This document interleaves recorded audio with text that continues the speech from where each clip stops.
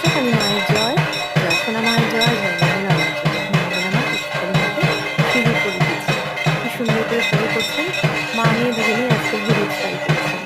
কি সুন্দর দেখাচ্ছে আমাদের ছোট্ট কৃষ্ণকালী মাকে। আমরা যারা কৃষ্ণকালী মায়ের মন্দিরে গেছি বা যাইনি, যারা মন্ত্র জপ করি, মন থেকে বিশ্বাস করি মা আছে,